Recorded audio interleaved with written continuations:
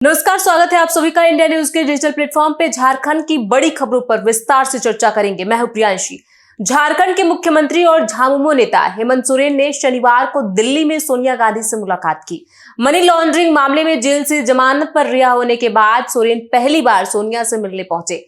सोरेन ने कहा कि भाजपा न्यायपालिका को अपमानित कर रही है। उन्होंने कहा कि जेल से आने के बाद सोनिया गांधी से मुलाकात नहीं हुई थी, इसीलिए मिलने आया हूं। झारखंड विधानसभा चुनाव को लेकर चर्चा चल रही है। भाजपा के संविधान हत्या दिवस घोषित किए जाने के सवाल पर सोरेन ने कहा कि भारत के लोग सहनशील और सहयोगी होते हैं। वह बहुत सहते हैं और जब वे बर्दाश्त नहीं कर पाते तो वोट के जरिए अपनी बात रखते हैं। अरविंद केजरीवाल को अंतिम जमानत के मुद्दे पर उन्होंने कहा कि उम्मीद है कि केजरीवाल को जल्द जमानत मिल जाएगी। प्रवर्तन निदेशालय ईडी ने कथित भूमि घोटाले से जुड़े मनी लॉन्ड्रिंग मामले में झारखंड के मुख्यमंत्री व झामुमो नेता हेमंत सोरेन को 31 जनवरी को गिरफ्तार किया था। इससे पहले सोरेन मुख्यमंत्री पद से इस्तीफा दिया था। उन्होंने हाईकोर्ट ने 28 जून को सोरेन को जमानत दी थी। हाईकोर्ट के जमानत मिलने के बाद सोरेन ने 4 जुलाई को फिर से सीएम पद की शपथ ली। हाईकोर्ट में सुनवाई के दौरान ईडी के वकील ने दलील दी थी कि अगर सोरेन को जमानत पर रिहा किया गया तो वह इस तरह का अपराध कर सकते हैं, और उन्होंने SC/ST पुलिस थाने में ईडी अधिकारियों के खिलाफ दर्ज मामले का हवाला दिया था। जेल से जमानत पर रिहा होने के बाद पहली बार सीएम हेमंत सोरेन ने दिल्ली पहुंचकर सोनिया गांधी से मुलाकात की। बताया जाता है कि दोनों में इस वर्ष झारखंड में होने वाले विधानसभा चुनाव समेत कई मुद्दों पर चर्चा हुई। विपक्षी गठबंधन इंडिया इस चुनाव झारखंड मुक्ति मोर्चा झामुमो के नेता और सीएम हेमंत सोरेन के चेहरे पर लड़ेगी। अब रुक करते अगली खबर का। झारखंड में समय से पहले विधानसभा चुनाव कराने के निर्वाचन आयोग की तैयारी को देखते हुए सत्तारूढ़ क्षेत्रीय दल झारखंड मुक्ति मोर्चा झामुमो रणनीति बनाने में जुटा हुआ है। इसके तहत जल्द ही मुख्यमंत्री हेमंत सोरेन पूरे राज्य की यात्रा पर निकलेंगे। इस यात्रा के दौरान वे अपने सरकार के कामकाज गिनाएंगे। इसके अलावा सरकार की उपलब्धियों की चर्चा के साथ साथ राजनीतिक मुद्दों पर भी वे फोकस करेंगे। उनके निशाने पर भाजपा पार्टी होगी। हेमंत सोरेन लगातार केंद्र सरकार और भाजपा के विरुद्ध मुखर हैं।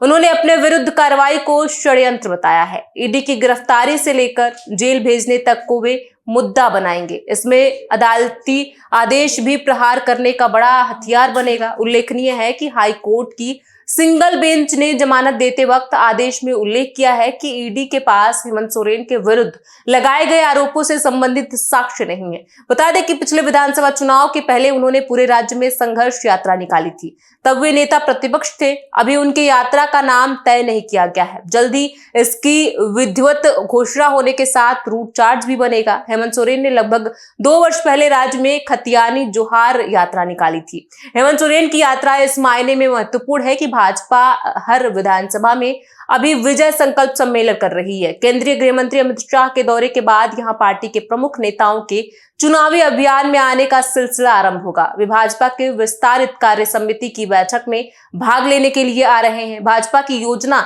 इसके बाद राज्य सरकार के विरुद्ध आरोप पत्र जारी करने की है। इसके बाद केंद्रीय नेताओं के दौर तय किए जाएंगे।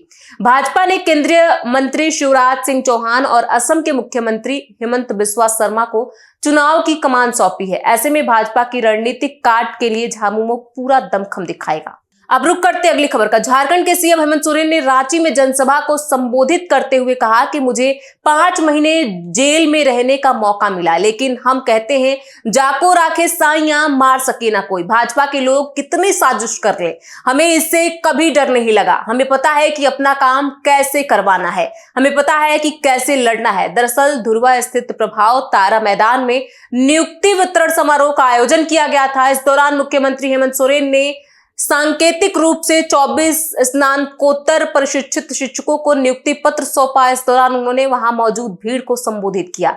इस दौरान मुख्यमंत्री हेमंत सोरेन ने भाजपा पर जमकर निशाना साधा और कहा कि कोरोना के बाद हालात सामान्य तो हुआ, लेकिन हमारे विरोधियों का षड्यंत्र शुरू हो गया। अलग अलग माध्यमों और संस्थानों के माध्यम से मुझे काम करने से रोकने के लिए षड्यंत्र किया गया। कभी कभी हम आदिवासी विरोधियों के षड्यंत्र को समझ नहीं पाते, जिसके कारण 5 महीने जेल में रहना पड़ा। मुख्यमंत्री ने कहा कि ये जितना भी षड्यंत्र करना है कर लें, इनके षड्यंत्र से ना कभी डरे हैं और ना कभी डरेंगे। वो अपने काम को अंजाम तक पहुंचाना जानते हैं, विरोधियों से लोहा लेना जानते हैं।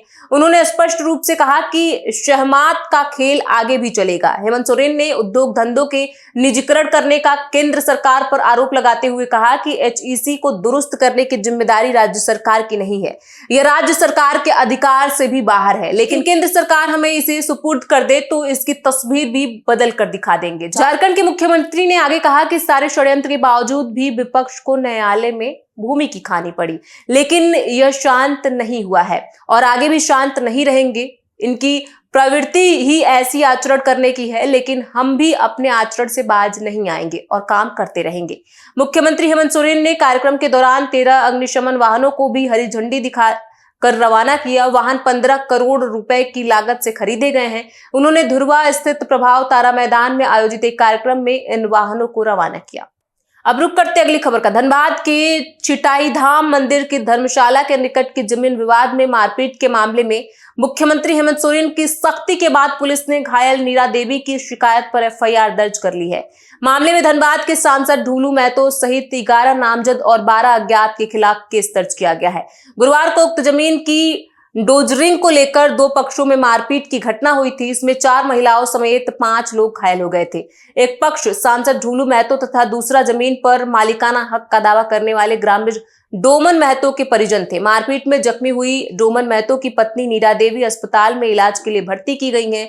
उनकी शिकायत पर केस दर्ज कर दिया गया है। इस मामले में सीएम ने धनबाद की DC माधवी मिश्रा को त्वरित कार्रवाई कर रिपोर्ट देने को कहा है। मामले में ढूलू समर्थन पूजा देवी ने भी बरोरा थाने में शिकायत दर्ज कराई है। FIR में षड्यंत्र के तहत जान मारने की नियत से मारपीट करने, छेड़छाड़ करने, बाड़ी में लगी फसल को JCB से उजाड़कर संपत्ति का नुकसान पहुंचाने सहित अन्य आरोप लगाए गए हैं।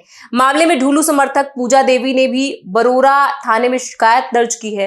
रामराज मंदिर में महिला प्रसाद विक्रेता मंडल केंदुआजी निवासी पूजा देवी, जिनके पति नगीना भुइया हैं, ने शिकायत में बेरमो विधायक जयमंगल सिंह उर्फ अनूप सिंह और कांग्रेस जिलाध्यक्ष संतोष सिंह के इशारे पर डोमन महतो एवं सुरेश महतो समेत उसके परिवार पर शिकायत दर्ज कराई है। अब रुक करते अगली खबर का। पिछले 24 घंटे में झारखंड की राजधानी रांची में जबरदस्त बारिश देखी गई, जिससे मौसम काफी सुहाना और कुछ ऐसा ही हाल अन्य जिलों का भी रहा है। वहीं पिछले 24 घंटे में सबसे अधिक तापमान 37 डिग्री जमशेदपुर व सबसे कम न्यूनतम तापमान 24 डिग्री रांची में दर्ज की गई है। सबसे अधिक वर्षा 155 मिमी पलामू में दर्ज की गई है। आज के मौसम की बात करें तो आज राज्य के हर जिले में अच्छी खासी बारिश की संभावना है। रांची मौसम केंद्र के मौसम वैज्ञानिक अभिषेक आनंद का कहना है कि अब मौसम पूरी तरह झारखंड में सक्रिय हो चुका है। आज भी पूरे राज्य में अच्छी खासी बारिश होगी। ऐसी स्थिति फिलहाल आने वाले 4-5 दिनों तक लगातार बनी रहेगी। बंगाल की खाड़ी में एक साइक्लोनिक सर्कुलेशन भी बना हुआ है, जिसका असर राज्य में देखने को मिलेगा। आज के मौसम के बारे में बात करें तो आज पूरे राज्य में झमाझम बारिश होने वाली है, जिसे लेकर ब्लू अलर्ट जारी किया गया है। इस दौरान वज्रपात की भी आशंका है। वहीं कुछ जिलों में जहां पर भारी बारिश होगी, जैसे लोहरदगा, रांची, गुमला, खूंटी, सिमडेगा, सरायकेला, खरसावा, पूर्वी और पश्चिम सिंहभूम, यहां भारी बारिश को लेकर येलो अलर्ट जारी किया गया है। झारखंड की बड़ी खबरों पर विस्तार से चर्चा करते रहेंगे। इन खबरों पर आपकी क्या राय है, हमें कमेंट बॉक्स में लिख के जरूर बताएं। बहुत बहुत शुक्रिया।